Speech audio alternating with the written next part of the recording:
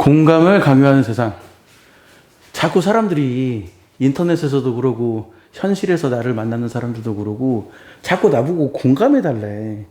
그게 정말 짜증나서 제가 촬영하는 동영상입니다. 왜 나에게 사람들이 공감 능력을 요구하는지를 모르겠어요. 자, 뭐 인터넷 같은 데 보면 뭐 정서적 공감이 어쩌고 저쩌고 인지적 공감이 어쩌고 저쩌고 그런 말을 하죠. 정서적 공감은 뭐 누가 딱 다쳤을 때 아프겠다라고 이렇게 본능적으로 느끼는 거. 뭐 그런 걸 정서적인 공감이라고 하고, 인지적인 공감은 누가 딱 다쳤을 때 아프다 이게 딱 느껴지진 않더라도 저 사람이 아플 수 있겠구나 이렇게 예측하는 걸 뭐 인지적인 공감이라고 한다고 그래요. 근데 저는 사실 정서적인 공감이 뭔지 인지적인 공감이 뭔지에 대해서 아무런 사실은 관심도 없어요. 근데 이제 공감을 강요하는 사람들은 뭐 그렇게 얘기하죠. 뭐 공감을 해야 성공할 수 있다. 공감을 해야 사회생활 잘할 수 있다. 어쩌고 저쩌고 이런 헛소리들을 하는데, 그 사람들이 자꾸 특히 이제 비율적으로 여자들이 많아요. 여자만 있는 건 아닌데 비율적으로 여자들이 공감해달라는 사람들이 많죠. 남자들에 비해서. 근데 공감을 강요하는 사람들이 너 이것 좀 공감해줘, 이것 좀 공감해줘 이렇게 말을 하잖아요. 현실에서도 제가 사람들을 만나면 나의 이런 거에 대해서 공감해줘라고 사람들이 얘기하고, 인터넷 같은 데 커뮤니케이션 같은 데서 인터넷 커뮤니티 같은 데에서도 뭐 내가 이런 지금 상황이 있는데 이런 사정이 있는데 이게 왜 나를 공감을 못 해주냐 막 이런 얘기들을 하잖아요. 근데 그 이 얘기를 가만히 들어보면 그 사람들이 말하는 공감이라는 단어는 말이죠. 그 사람이라는 말하는 공감이라는 단어는 동의라는 단어로 교체해도 문제가 없더라고요. 내가 지금 이렇게 힘든데 왜 나에게 공감 못 해주냐, 나의 이 힘든 마음을 모르냐, 이 말이 내가 이렇게 힘든다는 걸 왜 동의를 못하냐, 이렇게 단어를 바꿔도 문제가 되지 않더라고. 왜 나에게 동조해주지 못하냐 이렇게 말해도 의미가 받치지 않더라고요. 그러니까 공감을 요구하는 사람들은, 공감을 강요하는 사람들은 공감이라는 단어를 쓰고 있지만 실제로는 동의, 동조를 원하는 거예요. 근데 사람이 어떻게 생각이 똑같아? 너랑 나랑 어떻게 생각이 똑같냐고. 상대방이 짜장면 먹고 싶어. 나는 짜장면 먹기 싫어. 그래. 근데 나는 짜장면 먹기 싫어. 하지만 상대방이 짜장면을 좋아한다는 것은 내가 납득할 수 있어. 저 사람은 짜장면을 좋아하는구나라고 내가 납득하고 받아들일 수는 있다고. 하지만 상대방이 짜장면 좋아한다고 그래서 나도 짜장면을 같이 좋아해야 하나?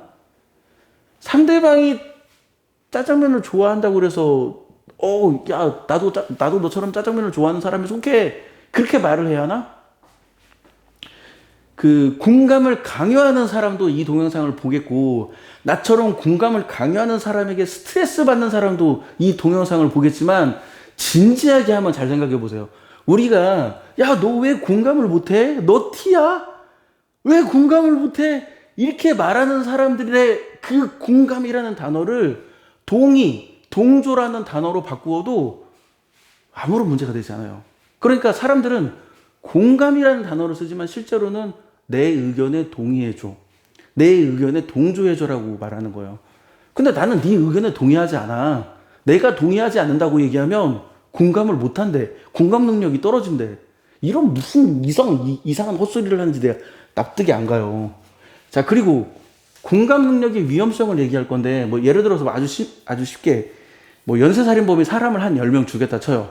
그러면 대부분의 보통의 사람들은 어떤 반응을 보여요? 그 연쇄살인범에 공감하나? 우주 가면 10명을 죽였겠어? 이게 연쇄살인범에 공감해요? 아니잖아요. 보통의 사람들은 저 나쁜 놈. 오히려 피해자에게 공감을 하지, 저 나쁜 놈, 그 연쇄살인범에게 죽은 사람은 얼마나 고통스럽게 죽었을까? 얼마나 불쌍할까? 그 영혼이 얼마나 억울할까? 이런 생각을 하지, 연쇄살인범에 공감하지 않잖아요. 연쇄살인범에 공감하면 그 이상한 거지. 근데 이게 지금 얼마나 웃긴 상황이냐면 정치적인 얘기를 해서 미안한데 윤 어게인을 외치는 사람들.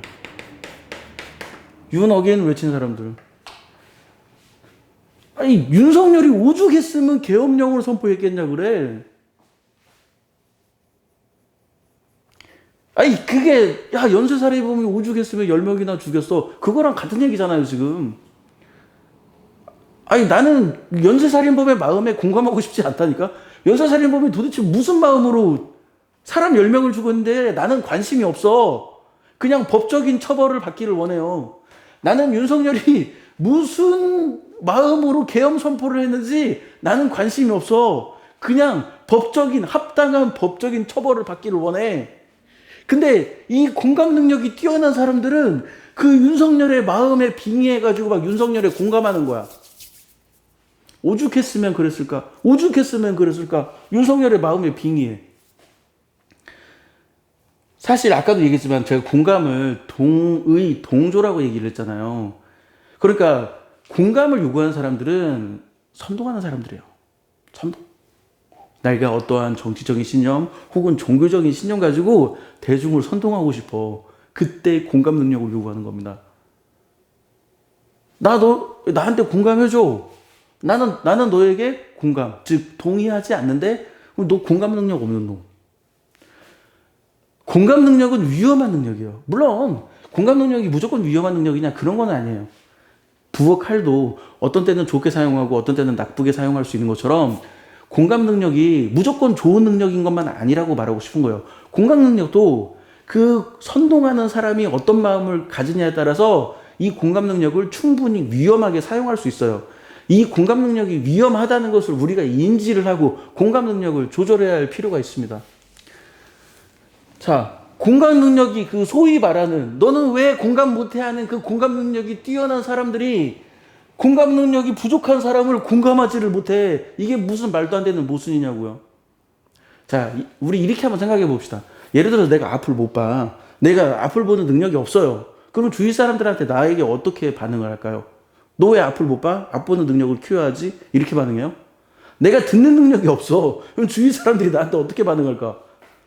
너 왜 못 들어? 듣는 능력을 키워야지. 이렇게 반응해요? 내가 걷지 못해. 그럼 주위 사람들이 나한테 어떻게 반응할까? 너 왜 못 걸어? 얼른 걷는 능력을 터득해야지. 이렇게 얘기해? 아니잖아요. 아니잖아요. 아니, 근데 왜 공감 능력이 부족한 사람들한테는 그렇게 행동하냐고. 이게 얼마나 모순된 행동이야. 공감 능력이 부족한 사람, 그래. 이들이 말하는 그 공감 능력, 여기서 말하는 공감은 동의, 동조예요.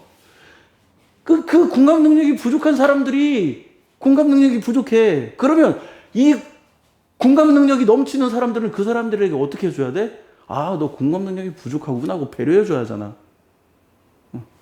사실 개소리이긴 한데 저는 공감 능력이 부족한 사람이 사회적 배려자라고 말하고 싶은 거예요. 사회적 약자라고 말하고 싶은 거야. 앞을 못 보는 사람을 사회에서 배려해줘야 하듯이 소리를 못 듣는 사람을 사회에서 배려해줘야 하듯이 공감 능력이 부족한 사람을 사회에서 배려해줘야지.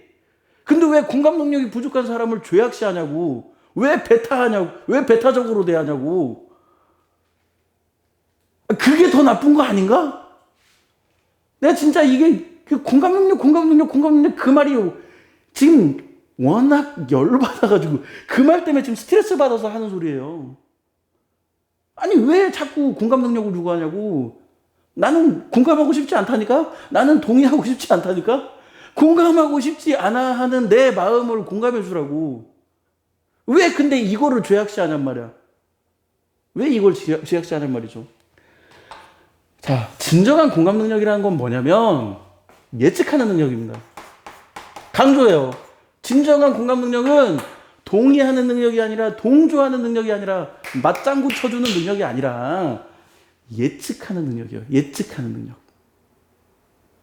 보통 사람들이 공감을 강요하는 사람들이 말하는 공감은 뭐냐면 아까 말했죠. 내 말에 동의해라고. 내 의견에 동의해라고 해요. 내가 말했을 때 이 내 말에 반응을 해줘야. 근데 예측은 뭐냐면 말하기 전에 느끼는 거예요. 좀 무슨 말인지 예측이 잘 안 되죠? 자, 이제 설명해 드릴게요. 내가 상대방과 어떤 행동을 할 때, 말을 할 때 내가 이렇게 말을 하면 상대방이 기뻐하겠구나라고 예측하는 능력. 내가 이렇게 행동하면 상대방이 불쾌함을 느끼겠구나라고 예측하는 능력. 이게 공감 능력인 거지. 그러면 이런 예측하는 능력을 키우기 위해서는 뭐가 필요하냐면 역지사지 능력이 필요해요. 상대방의 입장에서 생각해 보는 거. 상대방의 입장에서 생각해 봐야, 아, 내가 이 선물을 주면 상대방이 기뻐하겠구나. 내 이 선물을 주면 상대방이 불쾌해하겠구나. 이런 걸 예측할 수 있잖아. 상대방의 입장에서 생각해 봐야. 자, 처음 얘기로 다시 돌아와서 공감 능력을 강요하는 사람들은 이런 예측 능력이 없는 거야. 야, 너는 왜 내 말에 공감을 못해? 이렇게 말을 하면 상대방이 화낼 거라는 예측을 못하는 거야. 나는 이렇게 힘든데 너는 왜 내 의견에 공감하지 못해라고 말하는 사람들은 그렇게 말하면 상대방이 기분 나빠할 거라는 입장 바꿔서 생각하는 역지사지의 능력이 없는 거예요. 그래서 정말 모순되게도 공감을 요구하는 사람들, 공감을 강요하는 사람들은 모순되게도 예측하는 능력과 역지사지하는 능력이 없기 때문에 그 사람들은 공감하는 능력이 없어.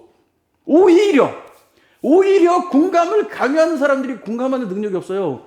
그 공감을 이용해서 자기에게 동의하고 자기에게 동조하고 자기가 주위 사람들을 선동하기를 원하는 거죠. 이게 얼마나 공감의 위험성이야. 마무리합니다. 흔히 사람들이 얘기하는, 야, 너 왜 공감 못해? 너 T야? 나는 이거에 공감하지 못해. 나는 공감 능력 키우고 싶지 않다니까? 내가 왜 네 의견에 동의를 해야 하냐고. 나는 너랑 의견이 달라. 나는 네 의견에 동의할 생각 없고 동조할 생각 없어. 자, 그리고 이 세상 사람들이 나한테 공감 못해서 억울한 사람들, 자는 왜 공감 능력이 없어서 나를 이렇게 힘들게 만드는 걸까? 이렇게 억울한 사람들은 부탁인데 공감 능력이 부족한 사람들을 공감하는 능력을 좀 키워보세요. 그들을 배려해 주세요. 아까 얘기했듯이 우리가 맹인을 보면서, 야, 너 왜 앞을 못 봐? 열심히 노력해서 앞을 볼 수 있는 능력을 키워. 우리 이렇게 말하지 않잖아요. 맹인을 배려해 주잖아. 공감 능력이 부족한 사람을 배려해 줘야지. 아까도 얘기했지만 이거 농담으로 한 얘기지만 사회적 약자를 배려해 줘야지. 자, 내가 희망하는 건 너 왜 공감 못해? 이런 말이 나 좀 안 나왔으면 좋겠어. 인터넷 커뮤니티에서도 안 나왔으면 좋겠고 현실에서도 나한테 너 왜 나한테 공감 못해? 이런 말을 좀 하는 사람이 안 나타났으면 좋겠어. 나는 공감 능력이 부족한 사회적 약자이기 때문에 사회적 약자를 배려해 주세요. 당신이 그렇게 공감 능력이 뛰어나면 사회적 약자를 배려하는, 사회적 약자를 공감하는 능력도 있겠지. 그러니까 제발 부탁인데 사회적 약자를 배려해 주시기 바랍니다. 자, 지금까지 발키렸어요. 마칠게요.